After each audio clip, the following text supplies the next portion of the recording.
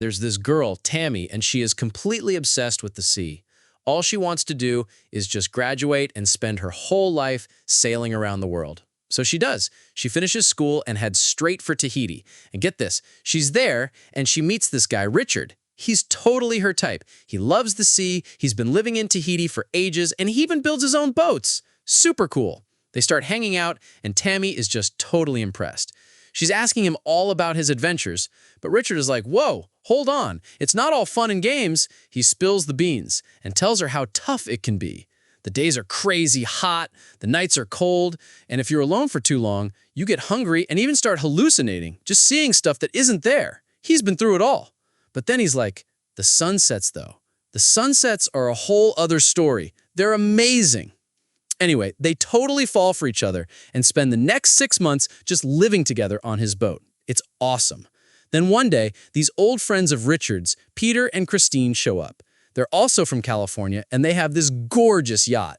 But they have some emergency and have to fly home. So they ask Richard, hey, can you sail our boat back to California for us? We'll pay you a ton of money. Richard and Tammy look at this amazing boat, think about the cash, and they're like, heck yeah, we're in. It's a sweet deal. So they buy all the stuff they need, plan their whole route. It's a 4,000-mile trip, so it's a big deal. And they set off. The trip is going great, so great that Richard proposes to her, right there, in the middle of the ocean. Tammy loves him. So of course she says yes. They're on top of the world. But then their luck just totally turns. The weather starts getting bad. And this is so weird. This bird, just totally exhausted from flying in the wind, literally falls out of the sky onto their boat. Bad sign. Then they get a warning over the radio. There's a massive hurricane coming right for them. Richard decides they need to change course to avoid it. But Tammy's like, no, look at that bird. It made it through the wind. We can get through this storm. Richard isn't so sure, but they're in a hurry. So they make a really, really bad decision. They realize their mistake when they see it. This huge, monster storm is coming right at them with these gigantic waves. It's impossible to get away. They try to steer the boat, but it's useless. The situation is a total disaster, and Richard starts screaming at Tammy, get down below! Go! Now! Because these massive waves are about to crash just right then, on top of them. this monster wave just slams into the boat. It's huge. It completely washes Richard right off the deck and into the ocean, gone. And Tammy gets thrown around and knocked out cold. The next morning, she wakes up, and it's a total disaster. The boat is completely wrecked, there's water everywhere, and she's badly injured and in so much pain. But somehow she pulls herself up and starts looking around. She screams Richard's name over and over, but there's nothing. He's just gone. She figures he must have fallen overboard. She's freaking out. She tries the radio, but it's totally busted. All the electronics are fried. The main sail that makes the boat go is completely shredded. They're just dead in the water.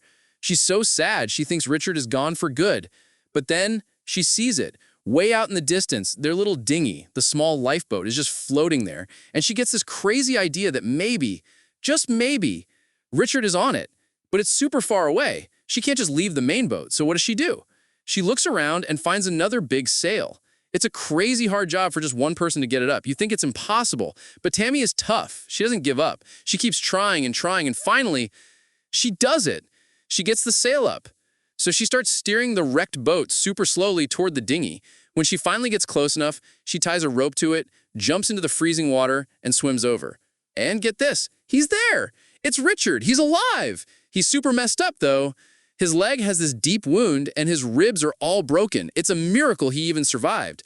This gives Tammy a huge boost of courage. She's not alone. She gets him back to the main boat with the rope, puts him down, and bandages his leg. Okay, so now she has to figure out how to get them out of there. She starts working like crazy. She's using a pipe to bail all the water out of the boat. She's using tape to patch up the broken parts. Then she starts trying to read the maps to find a way out. It's really hard, but she keeps at it. Here's the bad news. She figures out that the storm blew them way, way off course. The wind and the waves are pushing them in the wrong direction. Instead of reaching land in a few weeks, it's going to take months now. And if no one comes to help them, they'll be trapped out there forever. It's impossible. The direction they're heading, there are no islands, nothing. All the just food open they have ocean. left on the boat. But it's bad news. They only have enough for maybe 2 weeks tops. And the biggest problem? Water. The water pipe is broken, so they have no drinking water. They're totally screwed.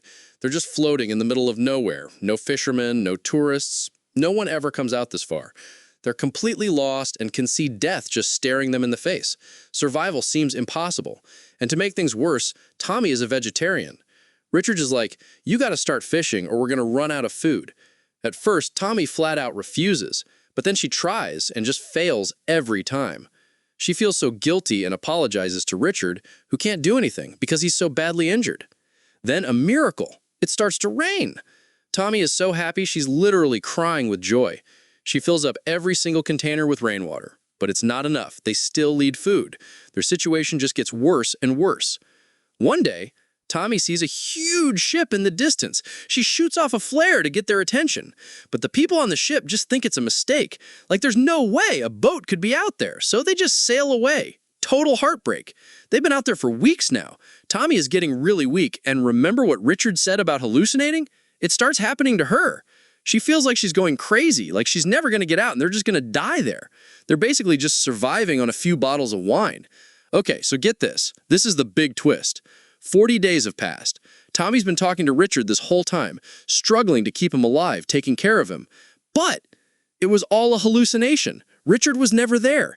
He died when that huge wave hit the boat. The whole time she's been so shocked and in so much trauma from losing him that her brain just invented him. He was a ghost, a memory, just something she created to help her survive. She was just talking to herself this whole time, imagining he was right there with her. It was the only way she could cope. After 40 days, she finally starts to accept it. The hallucination fades and she realizes Richard is really, truly gone. She's all alone. But she's so lucky.